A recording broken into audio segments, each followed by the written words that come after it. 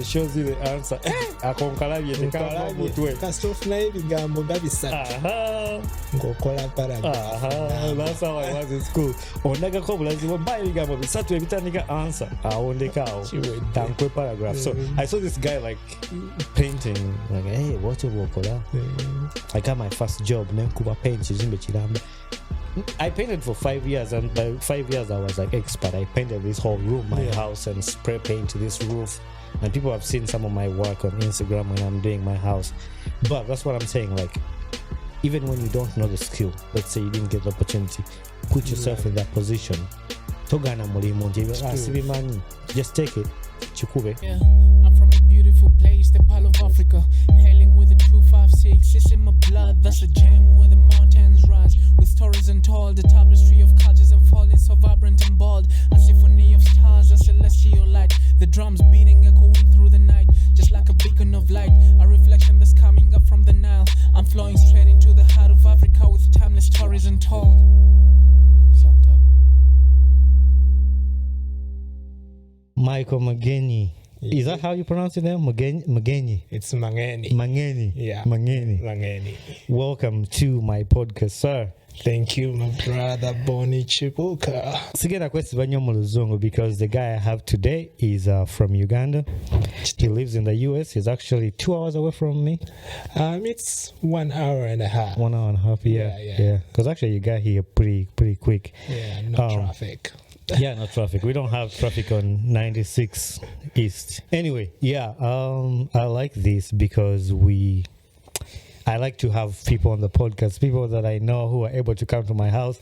Because we see these podcasts online. I'm like, hey, Bano guy, they're all in the studio. They're in the same place, and biba binyuma. So anytime I get a friend to come and visit me, banja tujje tukube mu kibozi. Kati nawe nkuleze tukube ku kibozi. I know a lot of people would be interested in knowing our lives, people back home, people in America who know us. And today I want us to talk about our experiences in the United States. Absolutely. How we moved to Uganda. But before we go into how did we meet? How did I meet you? Or how do you remember we met? So I remember it was like Saturday, and my wife was like, I got this message from this guy. He says he's Ugandan, and because you had seen her reel on Instagram of us making, was it chikomando or rice and beans? I think rice and beans. Yeah, and so I saw that, and then I think we became friends on Instagram, and then we got our WhatsApp numbers, and then video called you right away. That was weird. It wasn't weird, but like it was crazy for me because I remember messaging her. I said, I've seen a video on Instagram, and I've seen your husband. I feel like him and I can connect very well. Like I had not talked to you, I had not like seen you, I did not anything, but like just looking at you, I was like, I think I can connect with this guy. And you're wearing a University of Michigan sweatshirt. So I knew these people are around in Michigan. So when we connected and I found out you're here, and then we met for the first time in Holland. That was last August, right? Last August. We met in Holland. Kids. So that's crazy. And we were talking about off camera. We were talking about how Instagram has helped like a lot of people meet. Absolutely. Yeah, you just get to connect with a lot of people that I didn't know. I had no idea that you live so close to us. Like, I knew there were Ugandans around, but through Instagram, now I have you as a brother, as a friend, because we talk like every week, and I think that has been life changing. And ever since we got connected, even when we take like 3 days without talking, I'm like, I've not called Mike. I've not called Michael. And then Emily asked me too, like, hey, I've not seen you talk to Bunny and talk to Mike. I'm like, I need to call him. And then I just like shoot you a text because it becomes like part of life. And the other thing is, there's a way it helps with like the things we deal with, like when I call you and we talk and we laugh and speak Luganda, it makes you feel at home. Absolutely. And one time, like actually when we're just connected, my wife would make fun of me. Like whenever I would be on the phone with you, it's like she would be like, "Are you talking to your boyfriend?" Yeah. Because we just like would get on the phone and talk for like an hour. Yeah. And just be on video call. Yeah. I remember doing that. So sometimes I'll get a call and then I'll just step outside. Yeah. And then I walk around the house and, hey, man, you're on the phone for a long time. I would say that. You're on the phone for a long time, but it's different and some people might not understand it. But it's definitely life-changing and helpful to have a friend in these foreign countries. I was just finishing a recording with another person who is a foreigner in Uganda. They're there for school. Yeah. And they're Congolese. So I wanted to know their perspective of them living in a foreign country and for us living in America as foreign countries. Yeah. And as foreign people, it's different. And there are many things that you go through when you don't have your family close by. Absolutely. You need to have those people next to you that you rely on, or like people that are helping you in life. So yeah, I'm glad to have you in my life, and I'm glad that we're able to be here today to do this recording. Yeah, I'm happy too, because I think it's been in the making for since like last year. We gotta do this. Yeah, we talked about you're from Uganda and you moved to the United States. I've shared my story of how I moved to the United States here. Yeah, what motivated you to leave Uganda to like come to the States? Actually, like it was never like the goal for me to move here. Like I never had it in my wildest dreams that I'll be living in the United States.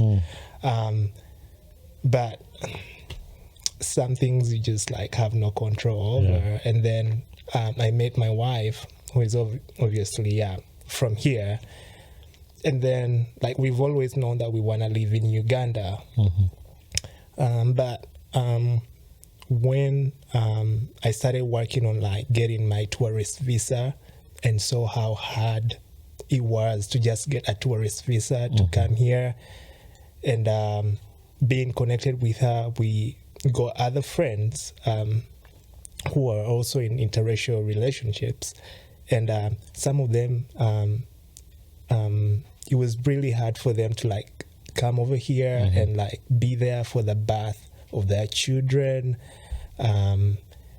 and so we were just like, we never want to go through this, we never want to be apart from each other, like and so when we spoke to an immigration lawyer in Uganda, here it was here. Okay. It was here, yeah. Like after I got my tourist visa back in 2016, we met with a lawyer, and they were like, yeah, the only way we can keep you guys together, like without any issues, it's better like you move to the US, work on becoming a dual citizen, and then you can do whatever like you want to do after that.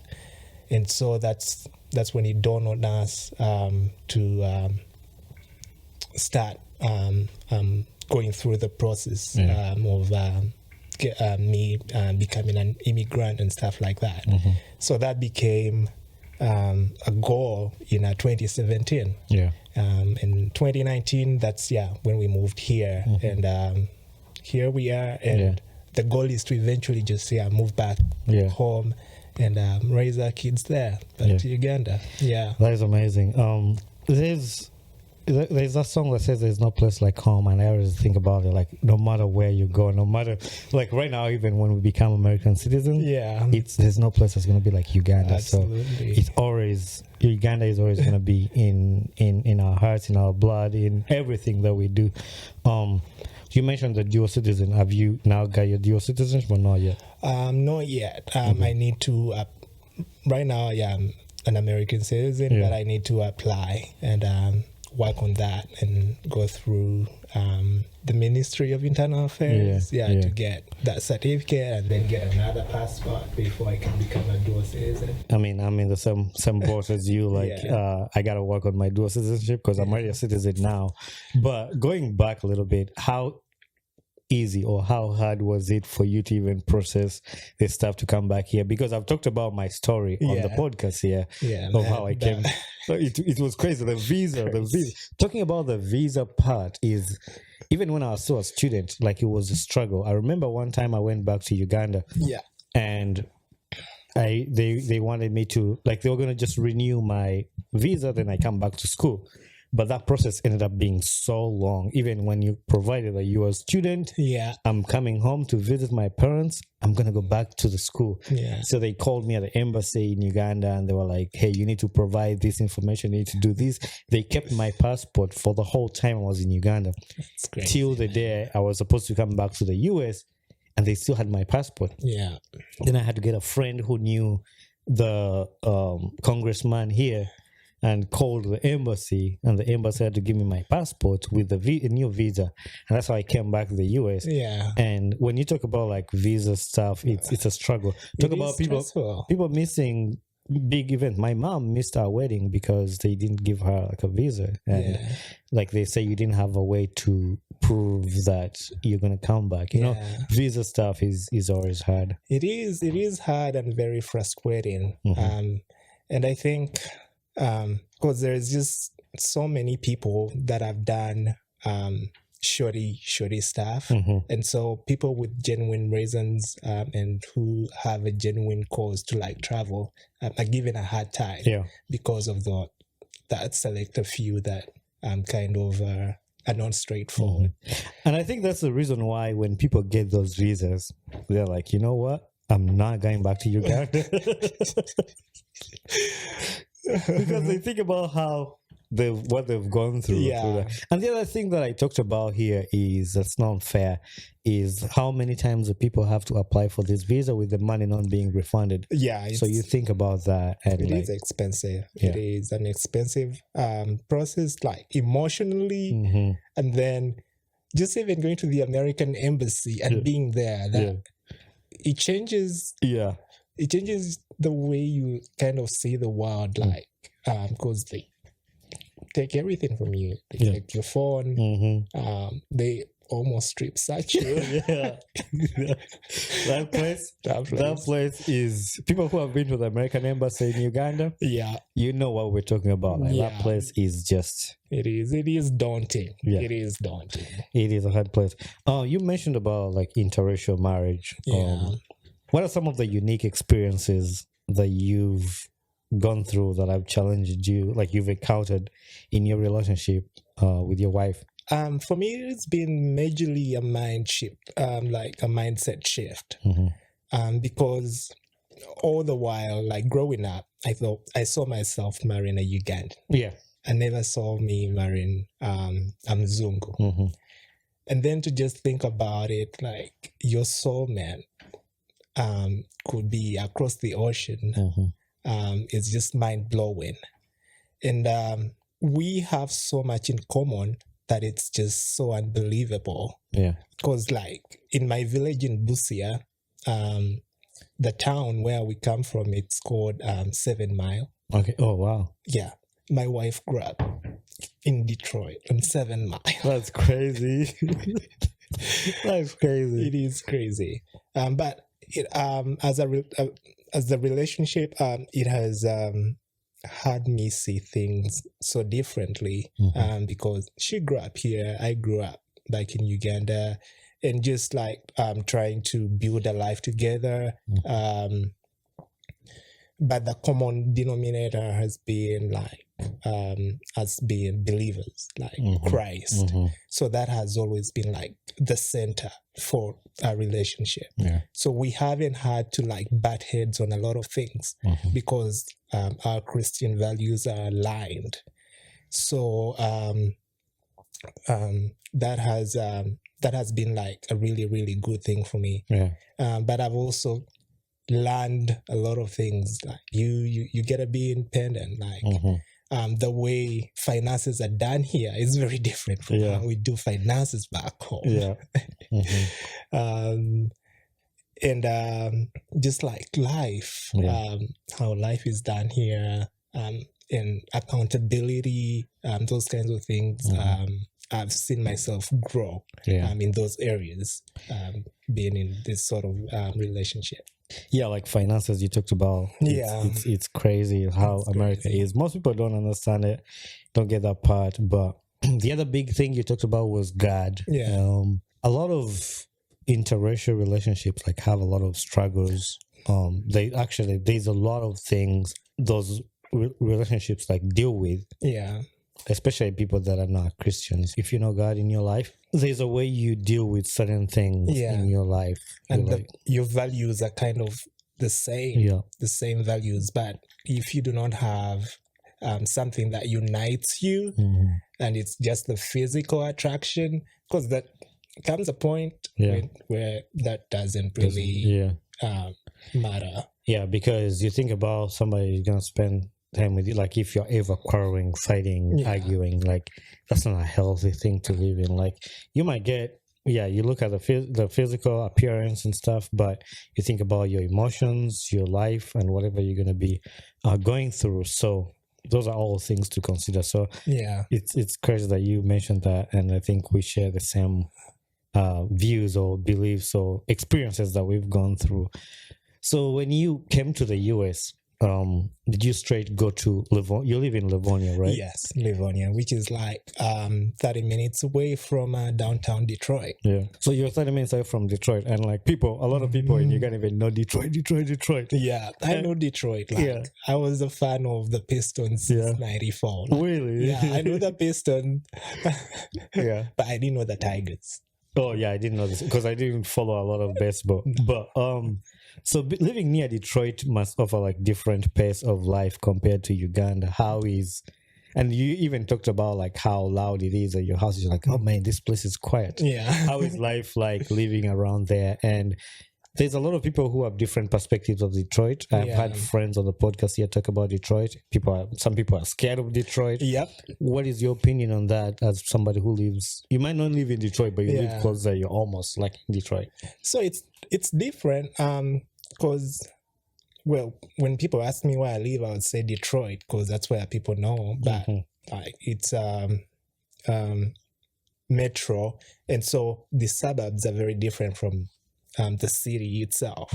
So living out in the suburbs, especially when I just come out here, like you don't see people around. Like it will be the summer, you're like, where are the people?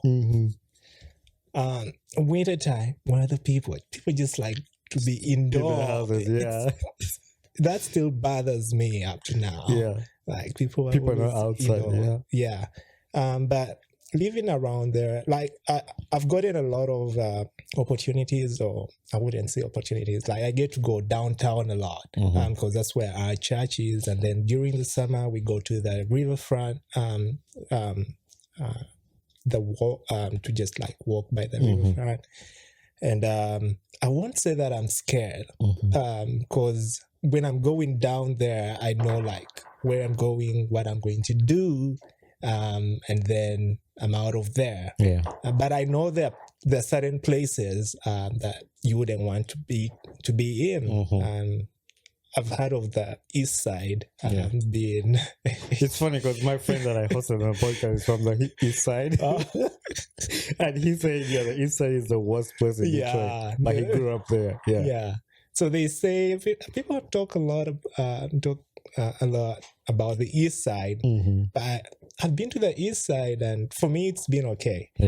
Well, there are places that are really, really run down. Like you go to a neighborhood and all the houses are sketchy, very sketchy, and then there's trash and stuff, which was shocking for me because when you're in Uganda and all the stuff you see on TV about America, it's like right? all glitter. That's the same one. Like I got shocked. Actually, I was in Los Angeles before even I was in America for a long time. I was in Los Angeles, and then we went downtown Los Angeles, and then you could see like homeless people on the streets, trash, and like I'm like, wow, this is America. Like this is it's crazy. It's crazy when you see that kind of stuff. It is because I would see the homeless, and like in Uganda, you see the homeless because they're begging, and I would want to offer them money, but I've learned that sometimes you give them that money, and it's enabling what they're struggling with, like the drugs and stuff like that. So I've kind of let off a little bit. But that was really, really shocking for me, and also working like in the child welfare and seeing all the struggles and what the families go through. and the incredible support system that the country offers, but still the people do not seem to kind of benefit from. I'm like, if people in Uganda had this kind of support, we wouldn't see a lot of them on the street. Yeah, a lot of them on the street, and a lot of the struggle that we see here. But I've thought about that because I was actually, when you were just talking, I was like, I know America has those facilities for people, homeless people, to go shelter or something. But I feel like some people, I'm not going to say everybody, but if the country is offering something like that, like, why wouldn't you want to take it on? I think some people just want to be on the streets because they think they get more money on the streets than what they'll get in the shelter. Or like they think they will have a better life on the street to ask for that money than what the shelter will offer. So they would rather just be on the street and ask for $5, $10, and they just stay there. And like you said, you might give them money and you're just supporting whatever addiction they have or what they're going through. So you will never know. But if the country is offering that support, I would hope like people will go and take on that spot. For me, when I lived in Lansing, I lived in the west side, but like, for me, the hardest part was hearing gunshots at night. Like, really? Yeah. I've never had a gun since I've been here almost now 6 years. Yeah. It's coming to 5. But I've never had a gunshot. So, yeah, I've had a few. And I was saying, man, I can't live in this part of Lansing, man. It's just on the street, like on like houses are closer to each other. And I know in my neighborhood here, houses are closer to each other, but I've been here. I've never had any issue except from fireworks. It's just like you said, fireworks. It's quiet. It's peaceful here. I just drive from work, come to my house. I keep out of trouble. But like in Lansing, sometimes it's a place where it will be hard to keep out of trouble, because even if you do keep out of trouble, I think trouble is easier to find you in Lansing or like in Detroit than any other place. So like you might be there and somebody's coming and then something happens and then it just goes downhill from there. Yeah, that's the thing. Like sometimes I'm just like on the news or scrolling my phone, and then you see something like someone was in their house and they still get shot. Wow. Because there's like a drive-by, and then you know how the houses are built. Yeah. It's easy for the bullets to go through. Because like just the other week, a kid had come back from school, like in Detroit, and they were just laying on their couch, and they got shot in the head. Wow. And it's just crazy, like how you would, like you have done no wrong to nobody, and because someone is just out there and they're shooting against each other, and I don't know why they're shooting, but somehow. Yeah, that's what I meant when I said trouble finds you, because you might be in your house chilling, watching TV, and you get shot. Like you're not out there like doing anything wrong. Yeah. But the other question I want to ask you, we talked about interracial marriages. Like, has there been any negative or things that happened to you because of being an interracial relationship, like walking on the street or going through some experiences? Because sometimes you see people look weird, they look at you weird, or even your kid. I mean, I know our kids are still younger to go through certain things, but like you as a person, have you encountered any of that kind of hatred and stuff being? No, personally, no, I haven't. But my wife has. She's gotten a lot of some hate messages on Instagram.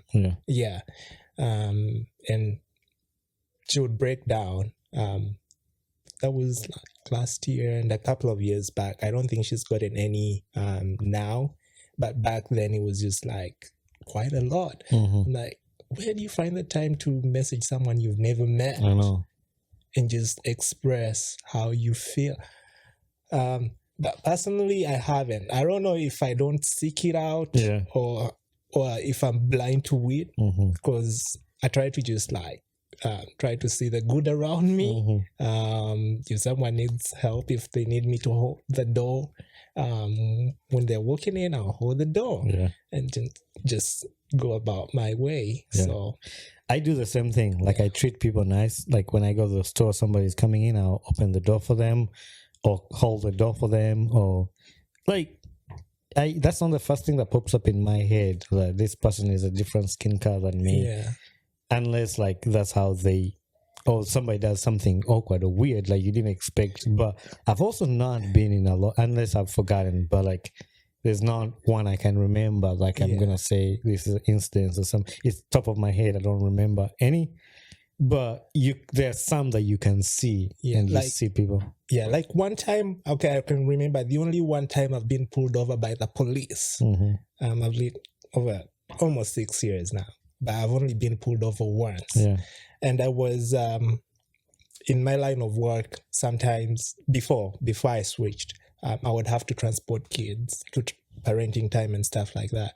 So I was in my car driving in this rural area. It's called Adrian. It's mostly Adrian, Michigan. I've been there. Mostly white people that live in the country. And I had a white kid in my car. And then I would see people like looking at me weird. And then the police came out of nowhere, and they were like right behind me. And then I turn right, and then I see the lights go on, and then I pull over, and it's a female cop. And then she comes out. She's like, "Do you know why I pulled you over?" I was like, "No." He's like, "You were speeding." Nah, mom, I didn't dispute, but I wasn't speeding. I knew why. I knew why. She was like, "Where are you going?" I told her, "I'm taking this kid to parenting time," and then I showed her my ID. She asked me if I had been stopped before by the police. I was like, no. And then she ran my details. I gave her my insurance and stuff, and she sent me on my way. But I knew the reason was because I had a white kid in the back of my car. That's always like scary moments for me. Yeah. I've lived in America for 10 years. I've never been pulled over by a cop. I've never, not even once. I've never even been in a car that got pulled over by a cop. But the only time I've encountered the cop was when I crashed my car. And I'm the one who called the cop. Oh, okay. So I called the cop to come at the scene. And then was it the state police? The blue case? Yeah. And then he was laughing at me. He didn't really... And he was laughing. I was like, "How did you crash your car?" So I explained to him. I think somebody told me he would have given me a ticket because they said like he would have said like I was over speeding in bad weather conditions. Yeah, because like that's how my car happened. But I definitely have had stories of people going through some things. I remember having one of the guys on the podcast. Actually, he said he was driving a BMW. It was a nice car, and they pulled him over because they didn't think.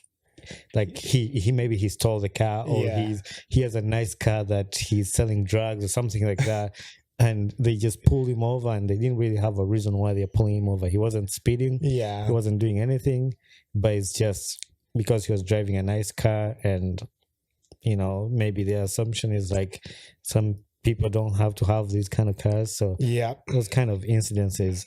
I still pray to God, and I mean, I obey the law.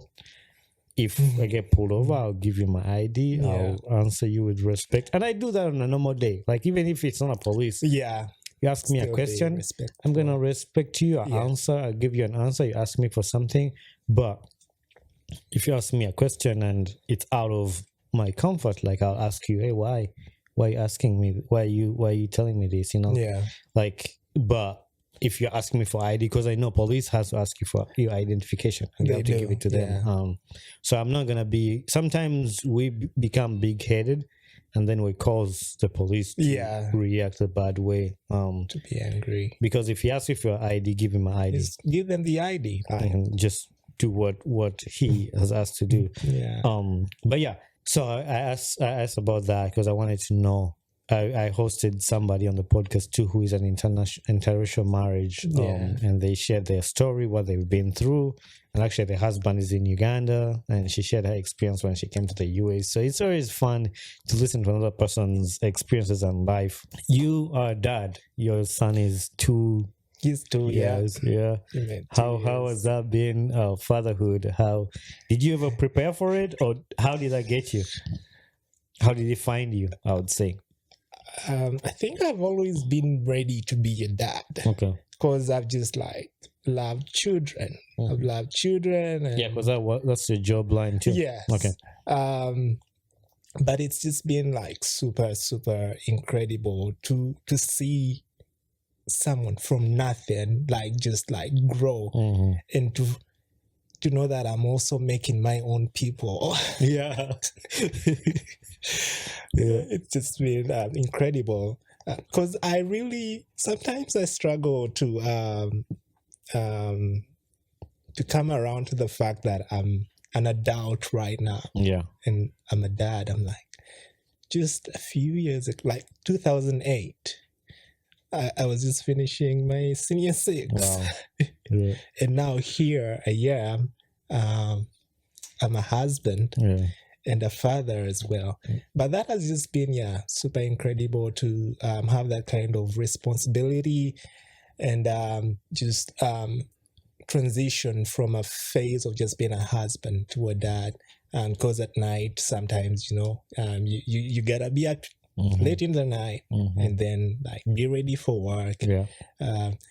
But I wouldn't trade it for anything. To see his smile.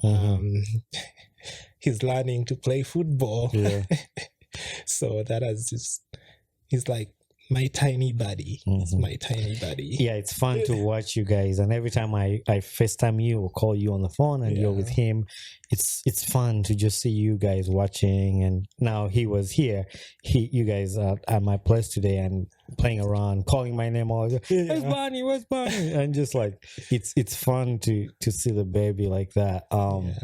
That has been with my daughter, Isla. I don't want to say I wasn't ready, but I wasn't expecting it. Yeah. Like I was like, I'd given up. Like I didn't know. And I remember when it happened, I was like, I can't believe it. Because Emily told me, I was like, no, I don't believe it. She was like, you see, there's 2 lines on here. I'm like, nah. You got to get a digital one. So we got a digital one and it says, I was like, no, I still don't believe it. I'll believe it if we go to the hospital. And then went to the hospital for the first ultrasound, and she was pregnant. I was like, no, I don't believe it still. Yeah. Like I still like doubted. But as far as like we wanted to do more ultrasound, it happened. When she was born, like that was different. Like it was different in that hospital. I remember I was listening to the song by the Maverick City, Little Miracles, because I feel like Isla was like a little miracle. Like I wasn't expecting it, and like absolutely, it was like he just caught me up. Every time I listen to that song, and even just talking about it right now makes me teary, and I don't want to cry on the podcast. But so that's what it was. And ever since she was born, like she's my happy. Like she makes me happy, and the way I love her like a lot, and it's crazy to think about that you can love someone that much. You know. Like I come back from work, I pick her from daycare, and every time she smiles at me when you open the door, or when you go and open the door and the ladies at daycare have her. It's crazy, and it's really cute. It's amazing, and it has changed my life. So I wanted to ask you about how that has changed your life too, and how you've loved it. I was watching a reel on Instagram yesterday. This guy was coming back from work. He works 50 hours a week. Wow. He came back home. I was like, guys, he made a recording before he pulled in his driveway. He's like, I want to show you guys why I wake up every morning. I think I've seen it. And he turned on the phone, and then he drives into his garage, and his daughter was just on the door looking at him. I almost cried watching that, because I just put myself in that situation. I'm like, imagining like Isla being there waiting for me, and that has given me a reason to work hard and just make sure that I want to give her the best. I mean, there's a lot of things that come with parenting, teaching her what to do and all that, but I want to give her what my parents didn't give me. Not because my parents didn't do a good job, but I want to add on to where my parents did, and just help her in whatever she needs, support her. And not like spoiling her, but like, because if she needs something, I would want her to have it. But also like teaching her like good principles of life and understanding and knowing, so that kind of stuff. Absolutely. To actually even just backtrack, when we were pregnant, I don't know, for some reason I was just so certain that my firstborn was going to be a girl, because I had a dream 3 years before he was even born. And I told Kelsey, I'm like, our firstborn is a girl. And the thing is, with us, we never found out until We he did was the same born. thing. Yeah, we did the same thing. So all this while, I'm like, yeah, baby girl in there. I'm calling her Leah. That was gonna be the name. And I had convinced everyone that he was a girl. And then we're in the hospital and boy child comes out. I couldn't believe it. Yeah. I sat down. I was like in some sort of shock because I was like, the doctors let me announce. I did the same thing too. Yeah. It's like, it's a boy. Yeah, and it was just incredible. Yeah. It was just incredible.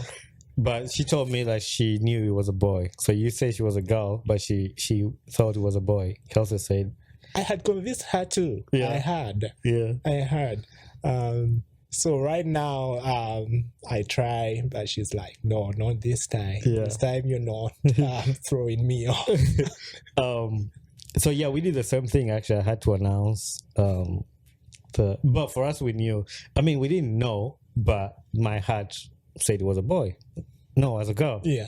And we both, it was a girl. It was a girl. So we're gonna be shocked if it was a boy. So we both knew like it was a girl, and we had the name picked out. We actually didn't have a name for a boy. Really? No. So You gotta have a continue. I think we had a name, but like we wanted to name him Bonnie Jr. Yeah. But then we had another name. But if we had a boy that day, we're gonna have a hard time coming up with a name because we're gonna have to have it like spot on. Yeah, because they gotta make like the birth certificates and stuff. Yeah, we had both names. Just in case it's a boy. I don't remember what other name we had saved in for her. But you said you work as a social worker. You mentioned it a little bit. Is it a social worker? Yeah, it is in the realm of social work. Yeah. What else? I mean, you've shared a little bit of the story, but like what have you encountered like in the wide range of challenges like here in America? Because I know in Uganda the kind of stories you'll find will be different from the US. What kind of stories do you? And I don't know if your work lets you talk about these things. But, it's absolutely okay because it's we're out here to create awareness. Yeah. So you know about the foster care system. Like it's starting to become. I think in Uganda there is a few agencies in Uganda that do foster care, like Child's Eye Foundation. I used to work for them. They do an amazing job. But out here, I've seen that it's a lot. Most of the children that are in the system, the foster care system, you find that their parents were also in the system. So to some, it's like just a cycle. Yeah. And I see a lot of people becoming parents and they have absolutely no idea what parenting is about, like what you gotta do to care for a kid. And then just like a mistake, you do something wrong and then CPS is called and then the kid ends up in the system. So I've just seen there is that gap, a lack of knowledge about parenting that has led a lot of these children getting into foster care. And if that was addressed, I feel like there will be less and less children. And then there is also the addictions. Lots of people struggle with drugs, alcoholism, and other vices. There's just so many things that people do that kind of limit their capacity to care for the children, and then the kids end up in care. And then some kids will just like stay in foster care their entire life, bouncing from home to home, to home, which is unfortunate. And then once they age out of the system, if these people are not like very intentional about breaking that cycle, then they will also have children, and then the children will Absolutely. Yeah, just get back in the system. If not,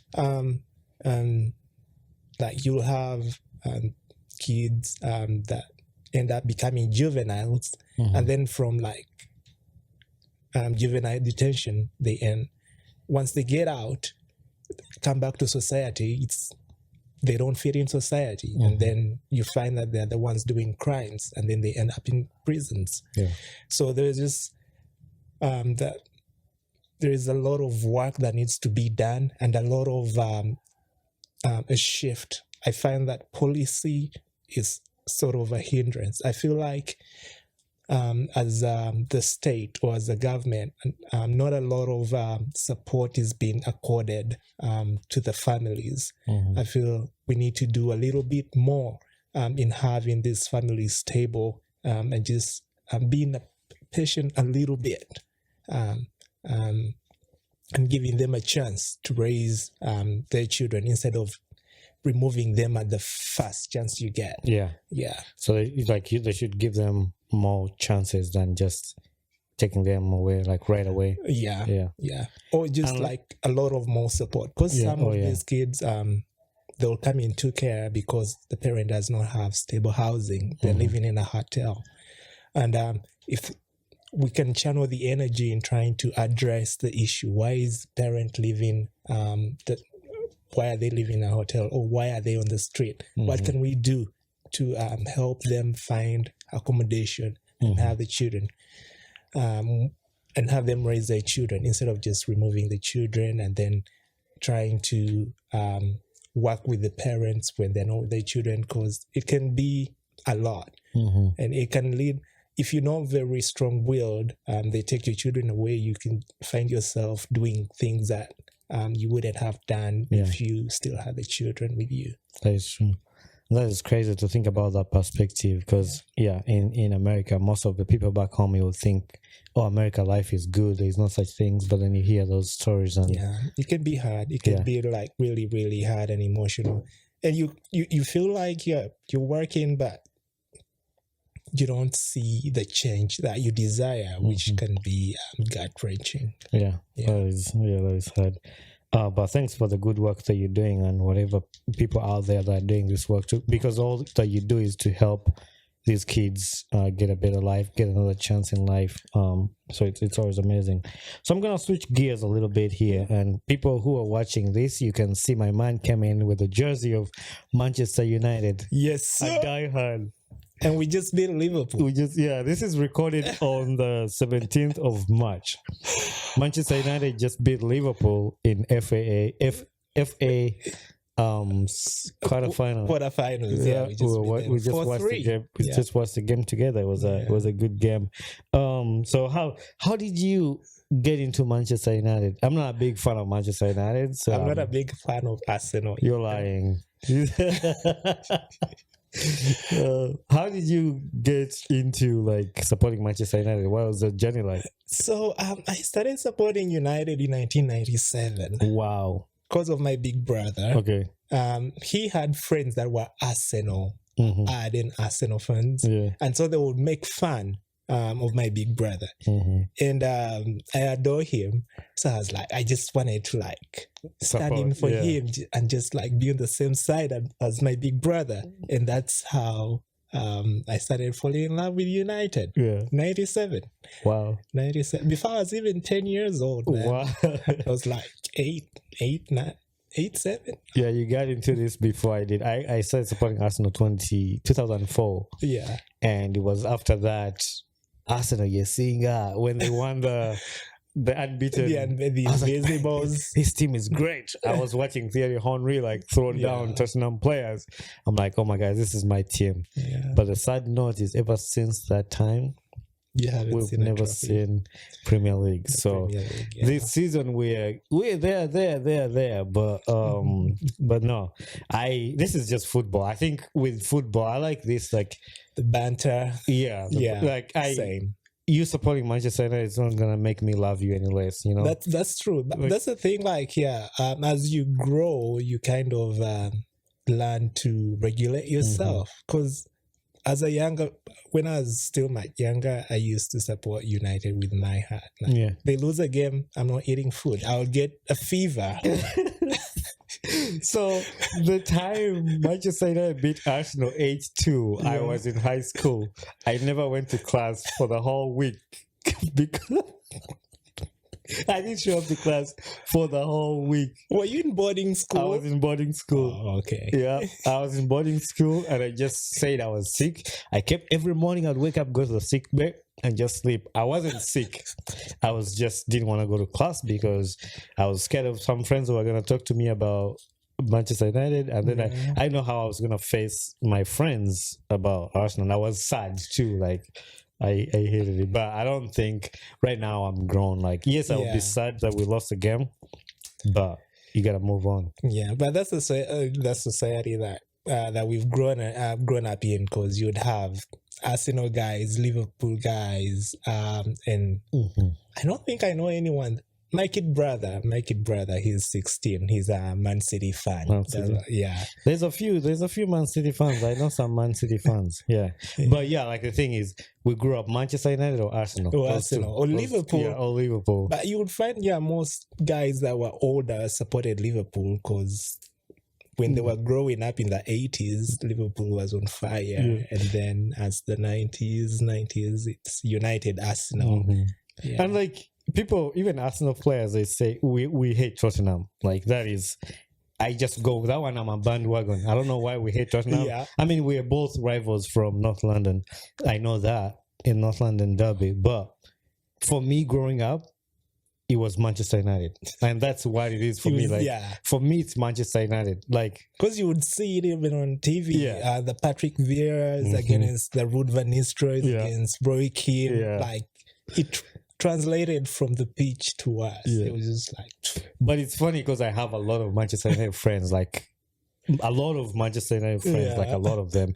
But again, like, that goes back to say, like, for me, this is about football. And once the game ends, we are like, even when the game is going on, I just like to just talk my trash and talk the trash. But it's the fun of the game, but like that doesn't go into affecting our relationships. Absolutely. And that's what I wish people would do, even with these things of politics and stuff. Yeah, like, absolutely. You can support whoever you want, who you want, but the moment you let your political views make you hate another person, then you're putting those political views in front of that relationship. It's wrong. Yeah, you can support, even if, like, I don't like this person, I'm not gonna hate you because I don't like that. But that person is not us. It's not you and I. It's not. It doesn't even know your name.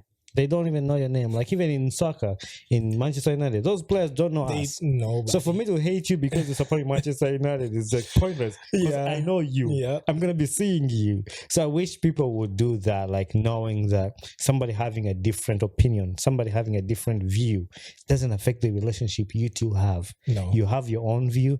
You have your own reason why you're supporting this person.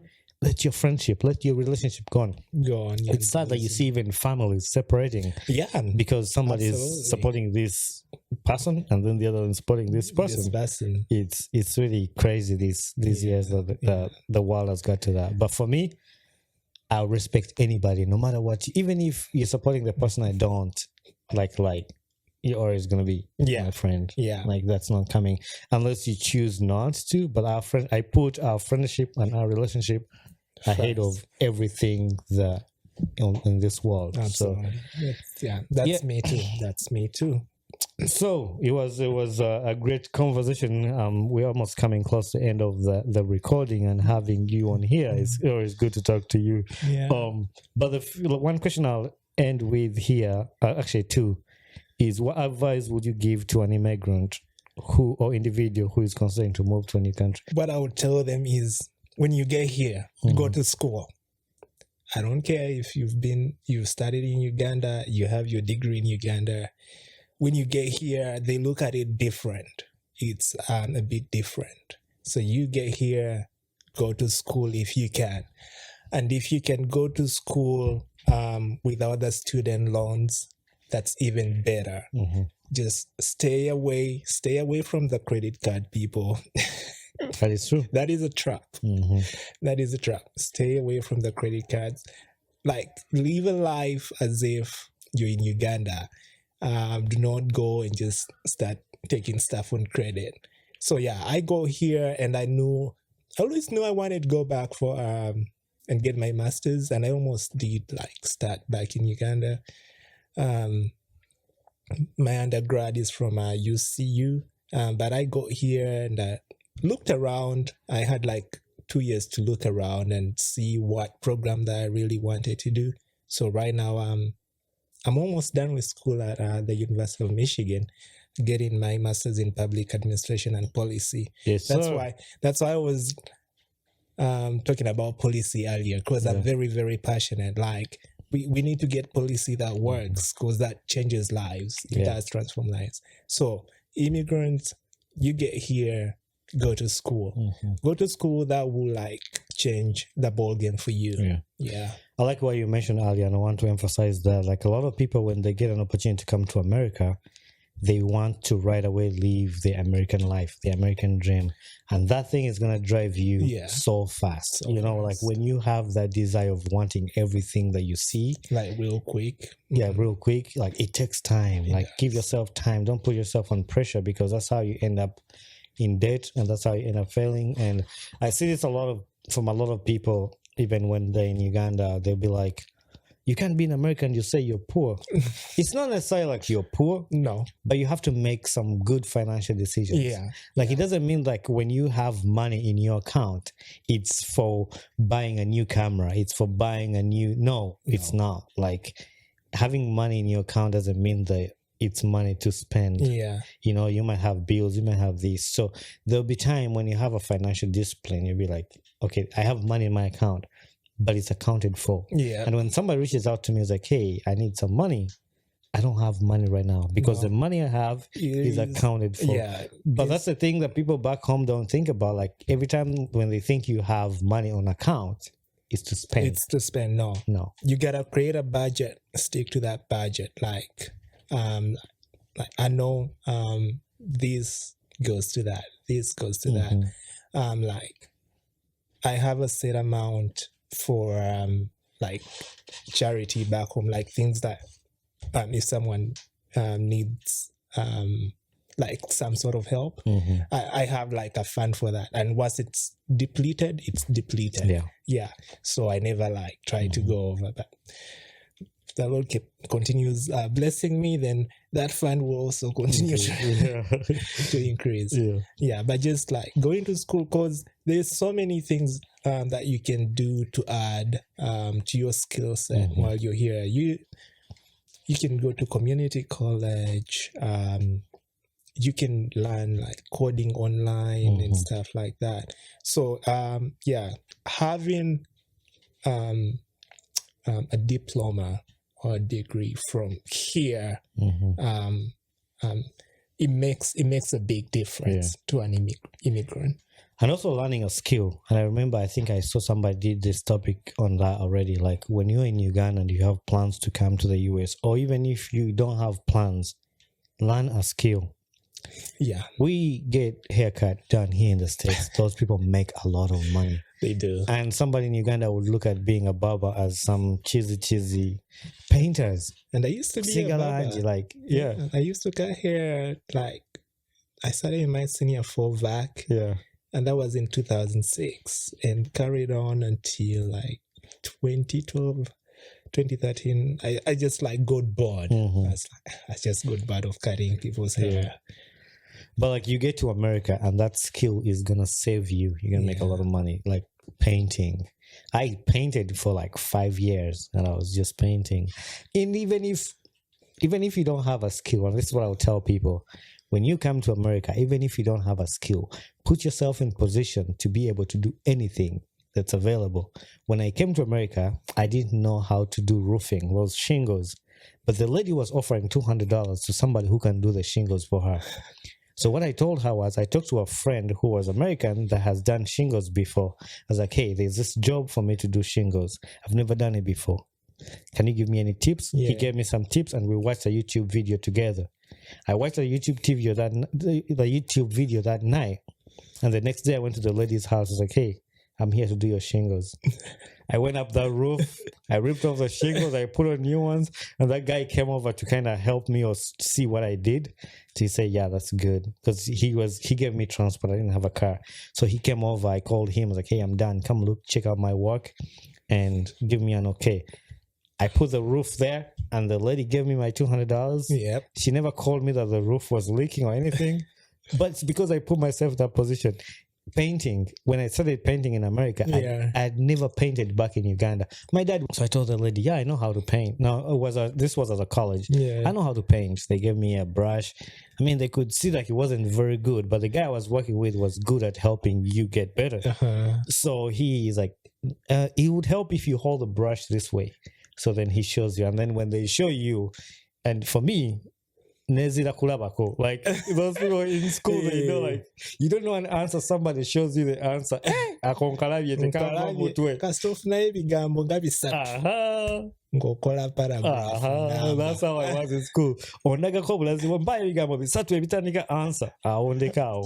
Tankwe paragraph. So I saw this guy like painting, like, hey, what you wokola? I got my first job. Nenkuba paint chizimbe chiramba. I painted for 5 years, and by 5 years I was like expert. I painted this whole room, my house, and spray paint this roof. And people have seen some of my work on Instagram when I'm doing my house. But that's what I'm saying. Like, even when you don't know the skill, let's say you didn't get the opportunity, put yourself in that position. Togana mulimu nti just take it. Chikube. Kuba mentality eriwo nti Uganda, like bw'oba oyagala omuntu kukola kintu osasula. It is cheaper in Uganda. Naye waneeno, those handy jobs abantu bacharginga sente. My aunt paid plumbing. My aunt paid $2,000 to paint her house. Can you bogata $2,000 in Ugandan money? Kwanza kugura milioni nga meka. Ziringa munana. Milioni munana kusiga nyumba ya muntu. Ngate just musizi gwe ebyo byonna oguze rangi oguze biki brush aze kusiga busizi, you know. So that's a good advice that you give somebody. But I have 3 questions that I want to ask you before I let you go. What has been a life lesson you've learned in life to this point? To see the good in others, and just be willing to learn, and putting yourself, being vulnerable. Because when you put yourself on a certain pedestal, you don't allow yourself that flexibility to kind of break and rebrand yourself, because you think this is who I am, this is how I'm made. Like, you lose out on a lot of opportunities.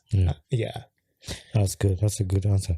The next one is, what gets you excited about life? You know, there is that verse in the Bible that says, God's mercies are new every morning. I think I forget the book. So just like being able to know that today, like tomorrow will be very different from today. And just knowing that the opportunities out there are limitless. Like, I never ever saw myself sitting here. My plan was like graduate, work with an NGO somewhere out there in Molata. Working so, and then work myself to the city.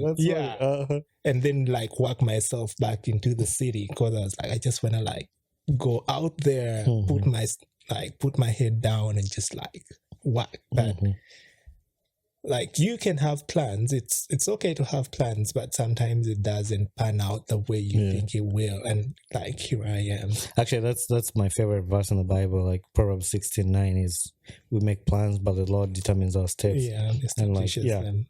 So no, but it would be unfair for me to leave you without telling the people this story, because this story is funny. How we met, and we were talking on the phone, and I was telling you the schools I went to St. John's. Like, you told me St. John's. We had kids that went to that school. We had students out there in St. John's, and then we'll always be at the market in Wakiso at the center. Yeah. It was crazy because like we could even have like Seen each other, but in that moment, like we didn't know each other. But it's small world that even when I saw you, and that when you told me that story, I went on to believe that I'd never talked to you, I'd never seen you. But when I saw your face, I texted your wife. I'm like, I feel like I connect with your husband, even without talking to you. And like, it was Instagram, not even mine. Yeah. And then when we met, I'm like, yeah. And then we talk about Wakiso. I was like, Wakiso, you're from Wakiso. I used to be in Wakiso, Namusila, high school. It's like small world, and that's how we met. Small world. Anyway, Michael, it was great talking to you, having a conversation with you. My final question is a signature question on the podcast. Who would you like to see on this podcast next? And you're going to help me find that person.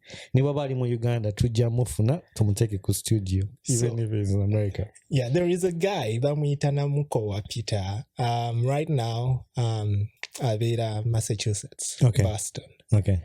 But he's worked with refugees in Uganda.